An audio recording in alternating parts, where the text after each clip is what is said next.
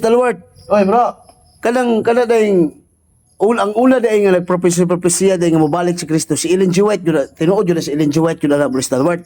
Kuan bro, ang kanang nga propesya ni Ellen G. White nakuha po na niya atong bakakon nga si William Miller. Oh, si William Miller natong October 1944 gipropesy niya, giprophesy niya nga si Kristo mobalik sa Oktubre. Wa man na natuman. Karon kay wa man natuman niya si Ellen G. White, followers man na ni Miller. Kuan dayon gibawi dayon ni Ellen G. White nga si Kristo wala ni balik kundi dito sa langit ni balik sa santuaryo, naglimpyo sa santuaryo. 1844 October. So gibawi ni Ellen G. White yung nakakita mo sa panahon nga niadtong October si Kristo wala man ni sa kalibutan kundi niadto siya sa labing wala ang dapit sa santuaryo. 1844 pag yun. 1844 man nga gipapahawa, gipalaya siya sa mga Metodista na simbahan. Sa 1843 wa pa kaadto. Wala pa kadto. 1843 pa dai. Ang Hebreo kapitulo 9 bersikulo 12 naghisgot na nga si Kristo nisulod sa labing walang dapit human sa mabanaw. Nya kanang mga offshoot dia bro. Kanang mga offshoot karon nga nagkuha niya Mayo 15 mobalik si Kristo. Gikan man na sila di ba? Gikan sila ha. Nakopya po nila ang mga tagna-tagna ni Ellen G. White. Nasobraan na po ni mga offshoot. Mao di ay. Mo na lagi bibuhan niyo eh. Yan ang suko mga sa Adventist kay Ilaman mga membro. Lakang kuingon sila offshoot Katoliko, offshoot man gikan nila. Gikan man nila dili man to. Kasi nabot sa doktrina kay para sa mga offshoot ang Sabado pag igpapahulay, wa gyud la himong trabaho. Ang General Conference pag adlaw Sabado mag-drive og sakyanan, magluto, ang uban mga tupag mall, ang uban digway kabaw. So ni palag ning offshoot ni hawa ni sila. Nang hawa gud sila. Mana. Mao di ay. Hasta na si Richard Lacaba, apil na sa offshoot. Pila nagabuk ang sa balista kay bro. Tindaghana mo yung kuwada na sila, marag 50 na sila 50 no? Mga offshot. Pati naghana na, napay nabigyan. Sa balistang yapon na. Napay, kala soldier supplies, kang Anides. Anides, offshot yapon. Sabado, yapon no? Sabado, lalong nag-apos mo sila lang Sabado bro. Mga tapula. Sige lang. Gusto kaon pahulay. Kaon pahulay. Maud di ay. Libuhan ng mga sa balista no? God bless ninyo. Mula nga. Amigo. Ay sa ayla mo kasuko kang Bro Stalwart. Suko mo sila kang amik, suko mo sila si mga bro. Kaya patakaal ko ng giyaw-yaw nga, gikan mo sa balista. Kung masuko mo sa mo, sama ra nga nasuko mo sa mga membro sa mga Kristohanon nga tinuod. Kami may tinuod ng Kristohanon. Correct. Naalagod nila sakop sa simbahan ni Kristo. Kamo naman mo nasakop sa simbahan nga tinuod ng tao. Manang gawas na mo. Gawas na mo diya. Matod pa ni San Pablo, panggawas mo. Pangitaan ninyo kay kamo man tong mga ingon ni San Juan, Uno Juan Kapitulo 2, 18-19, nga kauban mo na mo kaniadto. Apan mi gawas. Pero mi gawas mo. Nagpaila nga dili na mo sakop sa among grupo. Katoliko mo sa una. Unya kada nga bersikulo kay ilang gamito. kung sa imo lang i-atras sa 18 kay mga antikristo may gitawag na. So sila din ang antikristo na bro. Kristo man gyud naman pagtulundan ng 70 Adventist si Kristo Angel. Manulunda si Kristo. Antikristo. Mao di ay. Sorry kayo kay unya bro.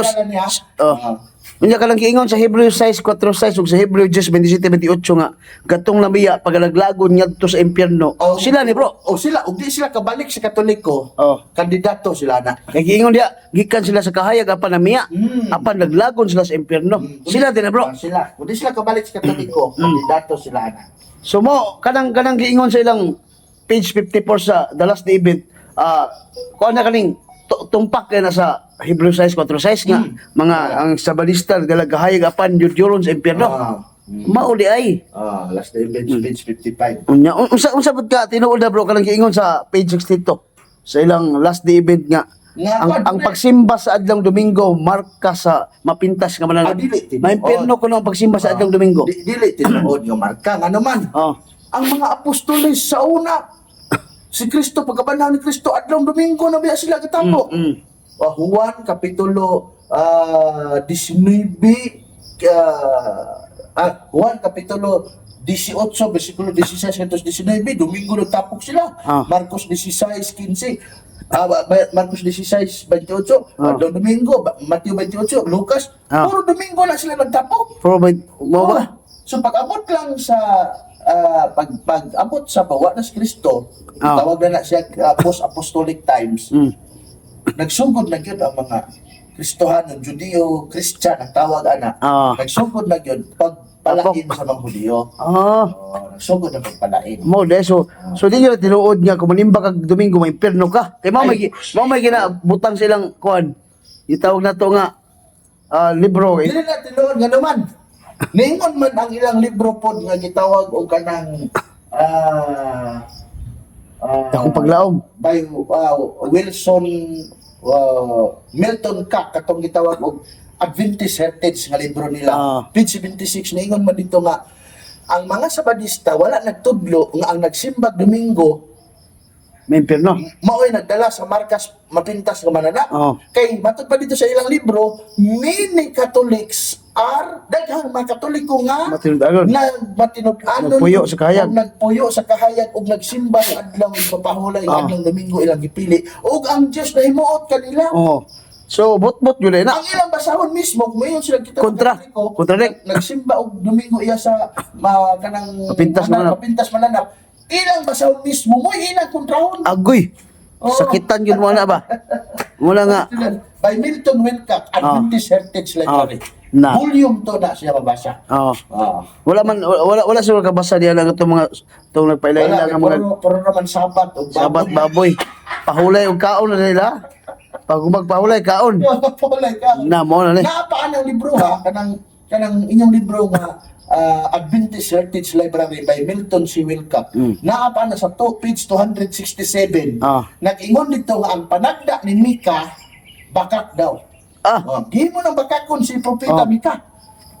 Na dito, mabasa na to na. Unya, napo ko nabasa sa libro sa SDA nga nasle dili sila mo tuo nga ang Biblia walay sayop. Nagulay mga sayop ang Biblia. Kuyawa na. Nakalimot ko na dito ha. Gigamit man to ni Dr. Obidos. Nakalimot. Iya, mo to ni Hawa sa Seventh Adventist kay mo to di madawat nga ang Biblia dunay sayop. Nakulay critical error ko no, matod pa silang libro. Oh. Kuyawa eh. Nakalimot. Oh. Kana mga Biblia nga ilang gi-translate, diyan ang clerical error. Mao di ay. Pero kada Biblia sa Katoliko, clerical error na oy. Mga mga sabista paminaw gid mo kang bro stalwart no inaot nga makaamgo mo. Mo gani. Oh. Wala nga. Banda din sa Katoliko oy. Oh. Sila ninyo oy. Maingon man sila ame ka stalwart pang bayaran na sa Katoliko. Nanikapot magani pa sa trabaho kay. Gamot mo tagpamaligya no. Sa una gibayaran mi ninyo. Karon wala mi ninyo bayari kay di na mi Katoliko. Oh. Sa una. Sa una no gibayaran. Libre siya kasakong bugas. Oh. 5,000 nga kwarta. Oh. Kada bulan na mo nagtrabaho sa una. Sa inyo ra. Alis mga Katoliko niya. Wa gid ni makita nga kan kadto mga backslider nga ma-stay amo atong pagpunglutod. Mo ang pagbunyagan. Pabunyagan utro de. May tukas pastor. Doktrine lang. Mo na siya. Mga idol sig pangataga sa Katoliko nya karon mingon pa mo nga fake news kuno ang ginasangyaw sa Katoliko kay Dili ay. Yes. nya mga suko mo gid sa kadawat yung tablo stalwart katubang pagka tawag na to nga katubang nahitabo nga wa madayon ang pagbalik ni Kristo gahapon ba nga ila yung gidinay to sila kay mga offset kuno pero offset gikan magud sila di sila kalimod na Gikan sa lahat. Unsa mo hinungdan na bro? Lagi problema ang pagtulong nila. Unsa mo hinungdan na bro nga matod pa sa local conference SDA nga kala sila dili mo kuno sa simbahan, korporasyon na kuno. Unsa ka tinuod na bro? Tinuod po na kay ang Seventh Adventist na sila yung mga institusyon, mga eskwelahan, hospital. Ang imong tan-awon, ang Seventh Adventist sa Amerika daghan og mga investment sa American state. Mana siya. Mao di ay. Mana Mao bitaw nga usa gisukan la bro kato nahitabong debate mo kay ikaw ang pinakauna nagdebate ang tema nga pamatud-an nimo nga ang Seventh Adventist nagalapas sa sugo nya ato imong gipang pagawas nga mga libro nga abortion kawat botong sa kasakitan kasi sila na bro kay imo man gibisto sakit Kasi ano masakitan man mo ngayon man to mga libro. nya i-deny pag nila bro i-deny pero lang nga wala ko tudlo diri sa Pilipinas yung abortion Alangan kay kuan man niya Pilipinas kanang dili Demokrasya. man pro-abortion eh. Oh. Pero na pro-abortion ng Pilipinas, Oh. number 1 ang civil damage. Bitaw na, wala ba death penalty po rin Oh. sa Pilipinas, mga death penalty, mga abortion. Nag-abort ka. Oh, kasuhan na juga. Kasuhan mo yung ka.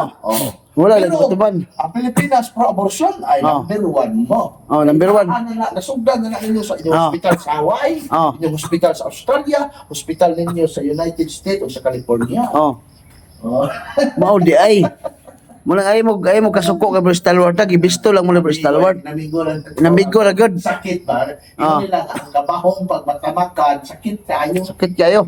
Ang realidad na siya. Oh. Ang bitaw, grabe mamumutira sa buwan. Nang pa ba ninyo ang amuang mga obispo, ahinting sa tanas. Oh. Oh. Tangal pag sumay-sumay. Kanang amo ang kuan sa inyo, dipinsakin ninyo. Tigtubag ra man ta sila bro. Oh, ana ra. Oh.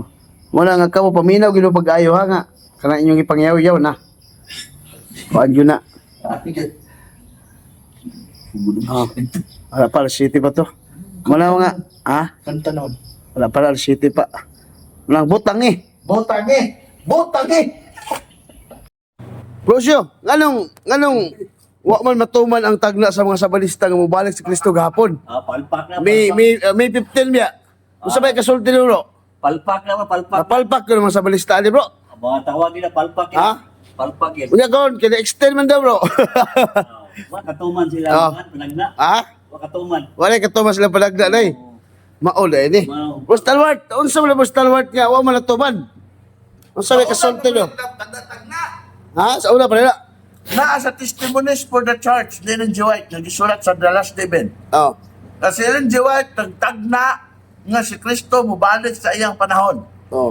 Naingon niya, the Extend. time is short. Isa, mubo na lang panahon. Matod pa ni Ellen G. White. We hurry. Our children, we cannot enter college. Da. Ang ato ko ng mga bata, dili na pa eskwela o kolehiyo. Oh. Kaya mubalik na Ginoo. Kumusta man? Namatay na lang si Ellen G. White. Pila na lang. Masiguro Agoy. naman kaniguro kamatay na yung mga anak. Oh. Ginoo, mapabalik. Na pala siya mga anak na eh. Mauli ay. Mga apo-apo. Unya ka jowa na wa man tawo may 15 so usay kuan na extend na po ni. Kanang may 15, panagna na sa mga offshot yung sabadista. Ah. Kanang offshot ng mga sabadista, gikan na sa General Conference ng mga sabadista. Ngano nakuha nila ng panagna? Kasi Ellen G. White man ko, nag-una-una magugtagna-tagna ana. Aw di ay. Nga, manghunaw itong mga general, tinood ba, manghunaw ang General Conference, kasi dili sila naghimo. Pero ang idea, nga, kanang prophesy, asa man na nakuha, kang Ellen G. White man. Ah. Kang Ellen G. White na. Mao di ay. Nanapay mga membro sa mga sabadista ron nga sakop sa General Conference, nga nagtagna-tagna dito sa Bua. Si grupo nila Clint Kidoble o nila ni Marshall, nila ni Michael Castardo. Nagtagna-tagna na sila nga si Pope Francis sa dili pa mamatay, mubalik na si Kristo. Agoy. Oh. Wala butang eh. Butang eh. Butang eh. Tatarusal, butang eh. Okay bro, Bro Stalwart. Good morning. Nga namang mga sabalista Bro Stalwart nga sa pakiro man kayo. Unya kanang Sabado, inig Sabado. Doon may klase anong inig Sabado sa mga college. Ganong mga absent pag na sila Bro Stalwart, musupak man sa gobyerno. Para nila, mas labaw man daw ang Diyos kaysa gobyerno. Pero yun naman naman ninyo, nasa Roma ha, ingon sa Apostol Pablo sa Roma, kung unsa ang balaod sa yuta, mausap ang balaod sa langit. Ang panggobyerno sa yuta, gisportaran sa panggobyerno sa langit. Kung unsa ang unsa na, tugot sa gobyerno sa yuta, kung mayon ang gobyerno sa yuta, mupahulay og Domingo, Oh. pahulay po mo Domingo. Oh. Labo na maglibor di, magkanang holiday. Oh. Di po mo trabaho kay holiday. Dapat mo trabaho po mong holiday. Correct. Di ka tama na mo sa supak-supak. Sa tinuod lang maigsoon, wala pa'y ang gitawag nato nga 70 Adventist nga tinukod ni Ellen G. White. Doon na na'y gitawag nato nga pagpahulay sa adlawng Domingo sa Correct. Biblia. Doon na na'y pagpahulay sa adlawng Domingo sa Biblia. Si Apostol Juan, ang mga apostoles.